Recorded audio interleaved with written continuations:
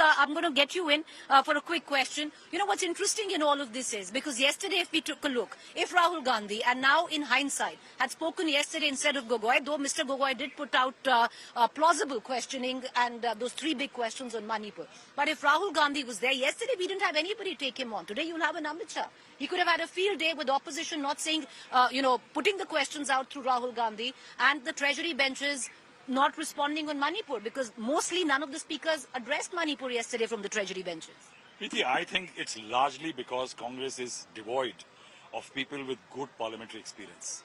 I think there are people in the Congress party who are there, who have migrated to the Rajya Sabha and are not part of the strategizing. Because if the Congress had moved a no-trust motion, it was imperative that the Congress should have set the agenda from the word go. The first speaker, it would have, the problem with Shehzad's party is that the speakers have been very clearly directed that do not mess around with Manipur. That's Amit Shah's forte. Amit Shah, when he takes the floor, will explain everything, answer everything, and throw questions at the opposition. Now, since that directive was there, BJP speakers would have skirted speaking on Manipur. It would have meant no answers to the questions posed by Rahul Gandhi. And that would have been a good line of work. Now what happens that today, if Rahul Gandhi speaks, he will definitely have a lot of questions and he may be directing them at the Prime Minister. But a lot of answering will happen by Amit Shah. And remember, it will be one day old in which the BJP is very clearly trying to obscure the picture on Manipur. There is a very clear attempt to obscure the picture, take the debate somewhere else. You know, it's called in Hindi Raita Phelana. So they are trying to do that dynasty, corruption, what the government has done, all these things the BJP, and give it to the party. That's perhaps the best political course of action. I think that strategy needs to be questioned, that how is it that Rahul Gandhi didn't use the opportunity. Remember, he was back from being expelled from the House. He had lost his membership. He's coming back. It was supposed to be an offensive by the Congress party. Why they didn't let the general start the charge? Instead, they decided even if he speaks tomorrow, then the Prime Minister is going to reply. May I just add one caveat to Rahul? Rahul, Supriya Sule spoke. You had Dimple Yadav speaking. You had T.R. Balu speaking. Did they stick to Manipur? Exactly. So, point number one. Point number two. Rahulji, and I respect Rahulji a lot. There is Shashi Tharoor in their camp. Is Shashi Tharoor speaking? This is not I'm the BJP, it's not my business. But why isn't Shashi Tharoor speaking? The reason is, just 10 seconds. He already spoke on the television.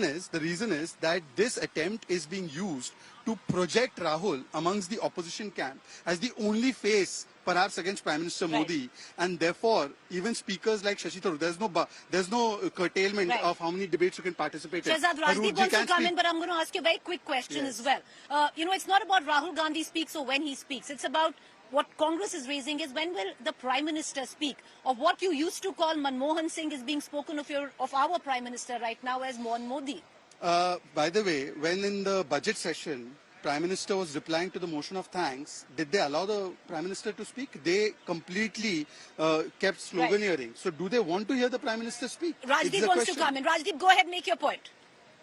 No, you see, I think it is wrong to suggest that this no confidence motion is only about Manipur.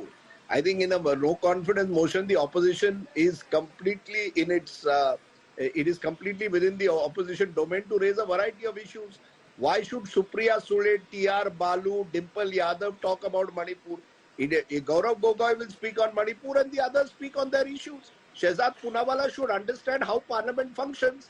In a no confidence motion, you speak on a variety of issues. You don't necessarily have to speak on a single issue.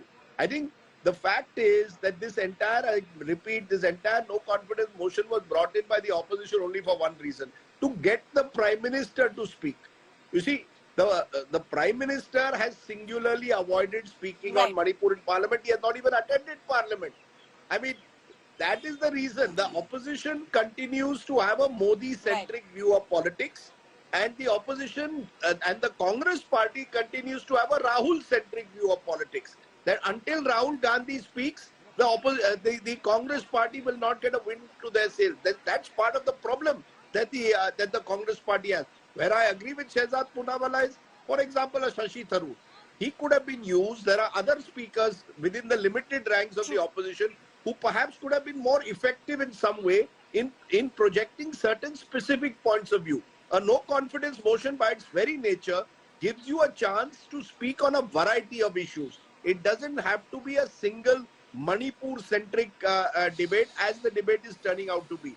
Unfortunately, because the opposition has fewer numbers, the BJP has the huge advantage of having ministers who can tackle individual subjects, and the BJP clearly has strategized it in a way that by the time it comes to Prime Minister Modi tomorrow evening, most of the questions Right. of the opposition will have already been answered.